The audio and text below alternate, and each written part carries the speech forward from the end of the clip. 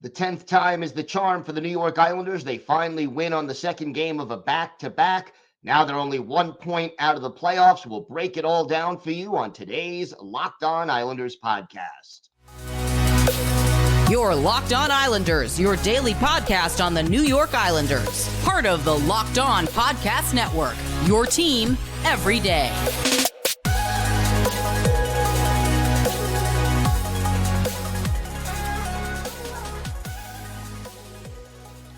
And welcome, everybody, to the Wednesday edition of the Locked On Islanders podcast, part of the Locked On Podcast Network, your team every day.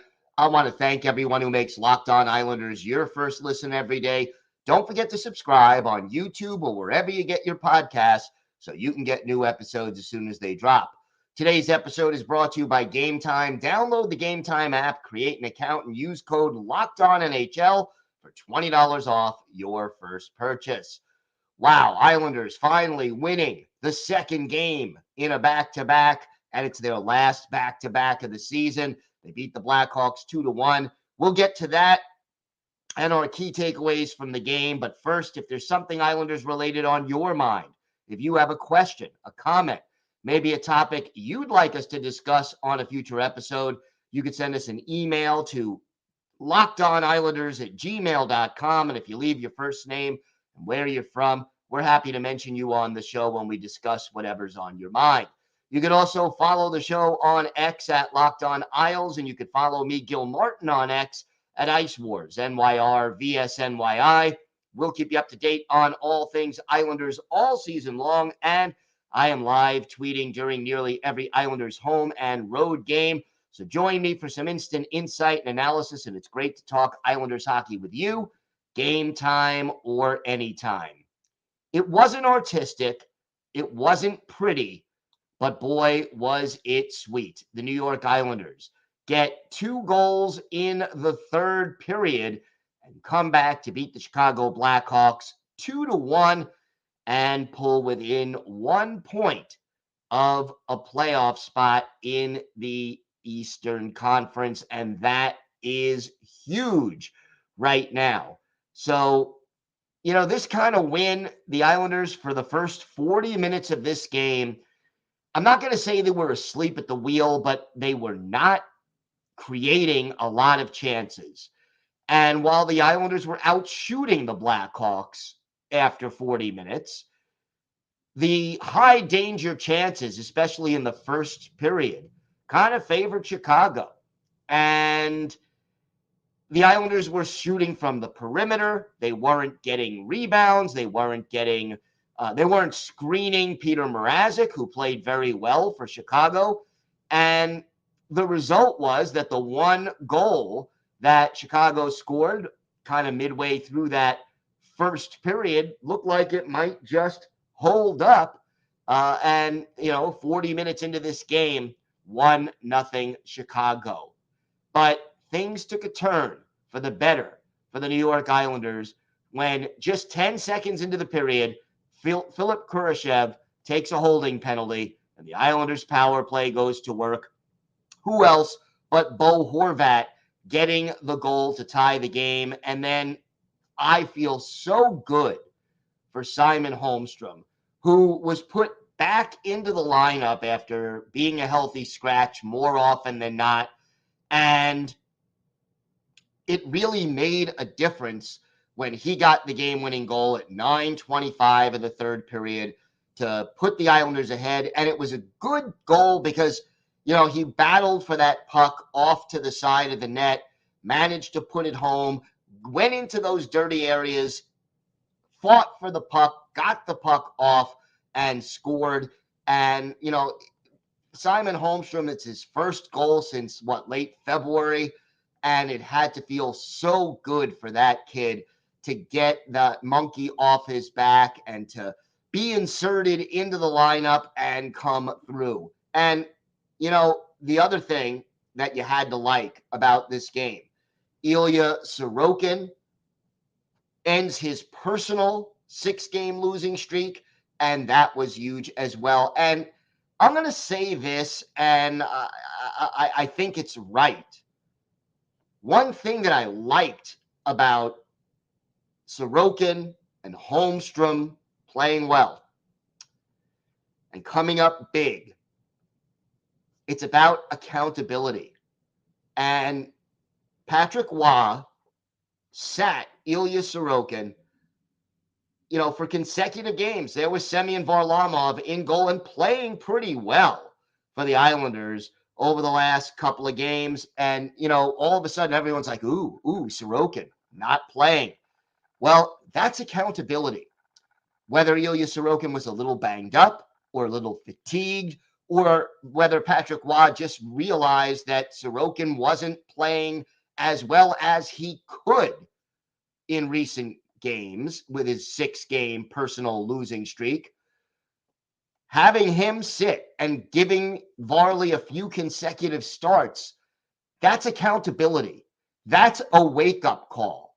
That's telling your star goaltender, the guy who was second in the Vezina Trophy voting a year ago, we need better from you. We expect better from you. If you can't deliver better, you're going to sit.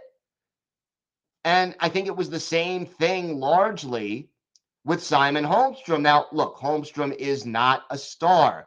He's a third line forward and a penalty killer. He's still a young player. This is his second full season in the National Hockey League.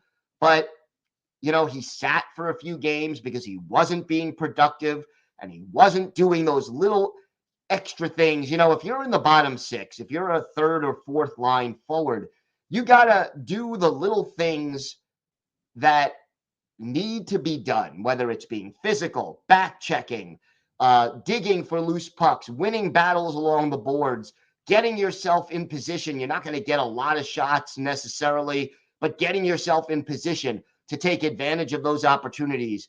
And Holmstrom, again, had really not been productive lately. He sat, he gets inserted into the game today, and having both Sorokin and Holmstrom respond to being sat for a few games, to me, that was huge for this team. And it's something we need to see more of. Sebastian Aho was put into the lineup for the Islanders. They sat Robert Bortuzzo. I think Aho played one of his better games recently.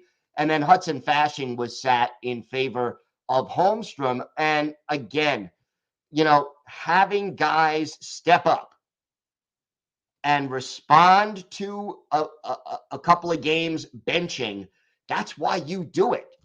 And, to me, if I'm the Islanders, if I'm Patrick Waugh, I am not afraid to sit my captain or a first line player. You just sat Ilya Sorokin. Why can't you sit other players? You could sit Noah Dobson for a game, maybe, if you need to. You could sit, Anders Lee if he's struggling. You could sit different players just for a game or two to wake them the heck up. And it worked. And the Islanders, it wasn't pretty, but the two encouraging things that I saw that we haven't seen enough of from this team, in addition to the accountability factor, they were down by a goal heading into the third period, and they came back and they picked up their play, because the first two periods they were lax. But to pick up their play and take their game to a higher level in the third period. Now, it wasn't beautiful, but it was effective. To do that really was good. And then you take the lead in the third period with 10 and a half minutes left, and you don't give up the tying goal, even when Chicago pulled their goalie. And they pulled the goalie with about 2 minutes left. And, the Islanders couldn't get the empty net goal. I mean, let's not kid ourselves. They're not getting empty net goals, right? But they held the Blackhawks off. They did a good job of staying with the puck, clearing the puck out of the zone, and making defensive plays. And that's what you need to hold the lead. Don't go into a shell. Don't change your game radically, but be smart, be efficient, get the puck out of the zone, and don't, make those mistakes and those turnovers and, just be smart with the puck. They did that in this game. And boy, was it great to see. We have got more to discuss from last night's win over Chicago, a big win for the Islanders. We'll talk about our hero and our go to the game. We'll break down the playoff picture and we'll have our weekly farm report, and for our Islanders birthday of the day, a former Islanders goalie who also played with the Rangers and the Devils and is now a well-known broadcaster. This is an easy one. Let's see if you can guess who that is. We've got that and a whole lot more coming up on today's Locked On Islanders podcast. Today's episode is brought to you by Game Time. Game Time is now an authorized ticket marketplace of Major League Baseball, which makes getting tickets even faster and easier. Prices on the Game Time app actually go down the closer it gets to the first pitch. They've got killer last-minute deals, all-in prices, views from your seat, and their lowest price guarantee. So Game Time takes the guesswork out of buying Major League Baseball tickets. And look, I love the view from your seat feature. You go on the app, you could see what you're going to see before you even buy the tickets, and that gives you a lot of advantages. And look, we have flash deals also, so you could save even more with these in-app deals of selected games ahead of the game or event. So take the guesswork out of buying tickets with Game Time. Download the Game Time app, create an account, use code LOCKEDONNHL for $20 off your first purchase. Terms apply. Again, create an account and redeem code LOCKEDONNHL for $20 off. Download the Game Time app today. Last minute tickets, lowest prices guaranteed. Are you watching Fox Sports or ESPN on your TV all day? Have to turn down the volume with all that shouting? Well, make the switch to Locked On Sports today. It's a free 24/7 streaming channel program for you every day to bring you the biggest stories without all the screaming.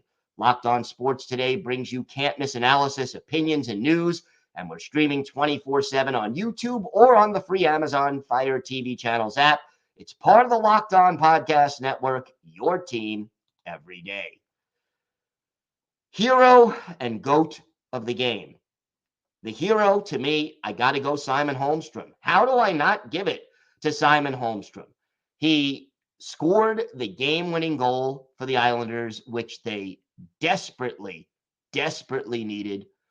And, he didn't just score that game-winning goal. He played well, had 4 shots on goal. He was a +1. And, you needed that more offensive production from Holmstrom. He was effective. Go to the game. To me, it's got to be the first 40 minutes where the team was just kind of, not playing, not the intensity level wasn't ratcheted up high enough. Now, against a struggling team like the Blackhawks, you can get away with that and still come away with a win. But, the schedule has a lot of tough teams on it. Still play the Rangers twice, for example. Under those circumstances, the Islanders are going to have to step up and can't afford to wait until the third period to ratchet up the intensity. The intensity has to be there from the drop of the puck in the first period in order for this team to continue to win and get somewhere in the playoff race, which they are getting closer and closer to a spot. And, once again, just like last year, it looks like this season, if you want to make the playoffs, it may very well go down to the final game of the season. Matt Martin, by the way, only 8 minutes and 52 seconds of ice time. That was the least amount of ice time of any forward or any player really on the Islanders. But he does drop the gloves with Jared Tenorti late in the first period, trying to inspire his team. And Matty Martz, he wins the fight against a bigger, taller, opponent with a bigger reach. And that certainly was big. And oh, yeah, as far as a little unsung hero, how about these two players in the faceoff circle? Uh, Brock Nelson, 7 out of 10 faceoffs won. That is a plus. But in the faceoff dot, J.G. Pageau, he took 11 draws in this game. He won 10 of them. And that is, important stuff to get possession of the puck and get that done.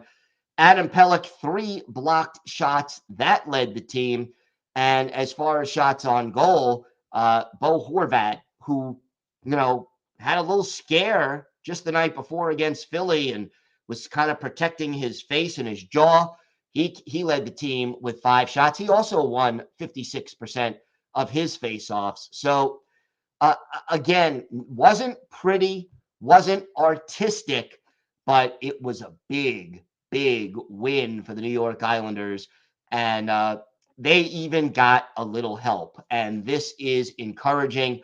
The Washington Capitals losing their game to the Buffalo Sabres by a final score of 6-2. The other team that's still in the playoff hunt, Pittsburgh, beating the Devils 6-3. So New Jersey really, 6 points out of a spot with 7 games to go. They are now long shots. But for the Islanders, they are 1 point behind the Washington Capitals in the race for 8th place in the conference. And they're just 2 points behind the Philadelphia Flyers for 3rd place in the Metro. The Islanders have a game in hand on Philly, but Washington has a game in hand on the Islanders. So it's going to go down to the wire. Philly, 83 points. Washington, 82. Detroit, 82. The Islanders, 81. Pittsburgh, 79. They're not dead yet. They're only 3 points out of a playoff spot. This, again, I think, goes down to the wire. And, the schedule isn't easy. Big game Thursday in Columbus. That is a road game. They only have 3 road games left, 4 games at UBS Arena. And, Columbus is a should-win game, but then it's at home against Nashville. That Nashville been playing well lately. You have 2 games against the Rangers. In between, you have a game against the Canadiens, and then the Devils and Penguins to close out the season. We are 2 weeks away from the end of this season, and the Islanders are, in spite of themselves, it seems, still alive in the race for the playoffs. And, we know this team is capable on any given night of playing good hockey. They're also capable on any given night of not being able to get out of their own way, for lack of a nicer way to put it. So, here it comes. The home stretch, 7 games left, do or die for the New York Islanders. And we are just going to be watching every step of the way and scoreboard watching every step of the way as the battle for the last 2 playoff spots in the conference and even 3rd place in the division continues. And, look, have the Islanders been playing great hockey as of late? No, they haven't. Even with this nice little 2-game winning streak, they have not played consistently well. But you know what? Detroit is struggling. Washington is hit or miss. The Flyers are struggling. No team that's in this hunt is good enough to consistently play great hockey and pull away from the competition. So to me, it's out there. And in spite of all the bad things this team has done over the course of the season, they can very well make the playoffs in spite of themselves. And let's see if they have another gear down the stretch to try to make that a reality. We have got more to get to on today's show. We have our weekly farm report on all things Bridgeport Islanders. Plus, we have our Islanders birthday of the day. All that and more coming up on today's Locked On Islanders podcast. Today's episode is brought to you by FanDuel. The sports calendar is loaded, and FanDuel is making it even more exciting to get in on the action because right now, new customers get $200 in bonus bets with any winning $5 bet. That's $200 you can use to bet on both the men's and women's tournaments, Major League Baseball, which is now underway, the NBA, the NHL, and so much more. And hey, check out the odds on the Islanders Thursday in Columbus. Maybe you want to bet on how many points Bo Horvat will score or how many saves the Islanders goaltender will get. Check it all out at FanDuel. Just visit FanDuel.com/lockedon and make your first bet a win. FanDuel.com/lockedon. FanDuel, America's #1 sportsbook.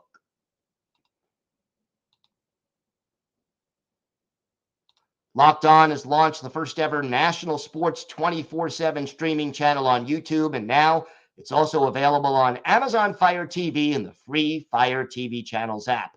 Locked On Sports Today is here for you 24/7, covering the top sports stories of the day with the local experts of Locked On, plus our national shows covering every league, and that includes the NHL. Find Locked On Sports Today now available on the free Fire TV channels app.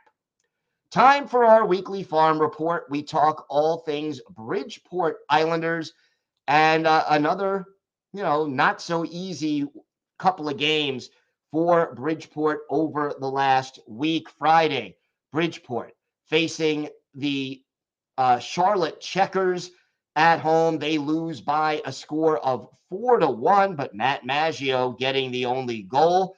Brian Pino and William Dufour the assists.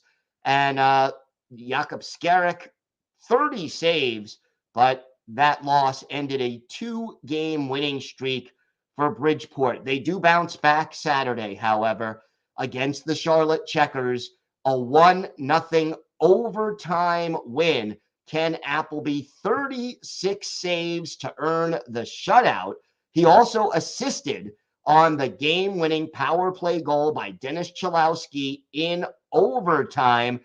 And that is the first game winner of the year for Chalowski. So the Islanders get that win. But last night, the Islanders facing the Utica Comets, and it was Utica skating away with a 4-1 win. But good news, Alex Jeffries getting his first professional goal. It was the only goal. Brian Pinho and Carson Turinsky getting the assists on that one. Skarek, again, the goalie, he made 25 saves, but the Islanders were outshot 29-24. So a 1-win, 2-loss week since our last farm report. Again, Ruslan Ishkakov leading the team in goals, leading the team in assists, and leading the team in points. 17 goals, 45 points. Otto Koivula next with 30 points, then Brian Pino with 28. Chalowski leading all defensemen with 27 points, 6 of those goals. As for Matthew Maggio, he has 14 goals, 23 assists in 55 games. William Dufour, 13 goals, 21 points in 49 games. And as far as the goalies are concerned, Jakub Skarek, 7-21-5 on the season, a 3.11 goals against average, and an .892 save percentage. You look at the standings, 7 games left for the Bridgeport Islanders. They remain 10 points out of a playoff spot. Look, unless they run the table here, they're not going to make the playoffs. 10 points out when the most points they can get is 14. And that assumes that the teams in front of them don't get, more than 2 or 3 points the rest of the way. But hopefully, Bridgeport can finish the season on a high note as they have 7 games remaining. The first of those 7 games is actually tonight in Hartford against the Rangers AHL affiliate, the Hartford Wolfpack. That's a 7 o'clock Eastern time start. And then this weekend, 2 home games. Saturday, a 5 o'clock Eastern time start against Wilkes-Barre Scranton, the Penguins. And then Sunday, a 3 o'clock Eastern time start against the Rochester Americans. And again, if you want to see some of the Islanders, prospects, guys like Ishkakov, Maggio, Dufour, head on up to Bridgeport for any of these games over the weekend, or you could watch any Bridgeport Islanders game on AHL TV. So season winding down for Bridgeport. In fact, their season actually ends a couple of days after the Islanders season. But, April 20th will be the end of that of the year for Bridgeport, barring a miracle finish and a potential playoff run. I don't think that's going to happen. I'm not worrying about it. But again, even a strong finish. And, seeing a guy like Alex Jeffries, who just signed and is on a little tryout contract right now, great to see him doing well for Bridgeport. And it's just encouraging to have some of these prospects do their thing. Time now for our Islanders birthday of the day. We're a day early on this, but tomorrow, Thursday, will be the 49th birthday of former Islanders goaltender Kevin Weeks, the native of Toronto, a second-round pick by the Florida Panthers in 1993, made his NHL debut with the Panthers in 97-98, then played for the Vancouver Canucks, the Islanders for most of the 1999-2000 season, then for the Lightning, the Hurricanes, the Rangers, and the Devils. Finished his career in 348 games with a .288 goals against average and a .903 save percentage. And now Weeksy, as we know, an NHL insider and broadcaster, and a darn good one. I did get to interview Kevin for my book, Ice Wars, and he really was great to talk to. One of his better games as an Islander, how about March 5th, 2000, Islanders down in Philadelphia to play the Flyers. Obviously, Kevin Weeks, the goalie for the Islanders, Brian Boucher in between the pipes for Philadelphia. And in this game, it goes to overtime, but the Islanders win it on a goal by Mariusz Czerkowski. Josh Green gets the only assist, but the Islanders outshot in this game 46-33. But Kevin Weeks makes 43 saves. That's a .935 save percentage to earn the victory. And Weeksy, when he was with the Islanders, the Islanders were not a particularly good team. He faced an awful lot of shots in those games, but he kept them in games more often than not. And Kevin Weeks, one of the few players who played for the Islanders, the Devils, and the Rangers, he is our Islanders birthday of the day. Thanks again for making Locked On Islanders your first listen every day. Everydayers, tomorrow on the show, we'll have a full preview of the Islanders game in Columbus against the Blue Jackets. So make sure you join us for that. Until then, hey, enjoy the win. Islanders this close to a playoff berth. Have a great day. Stay safe. And of course, let's go Islanders.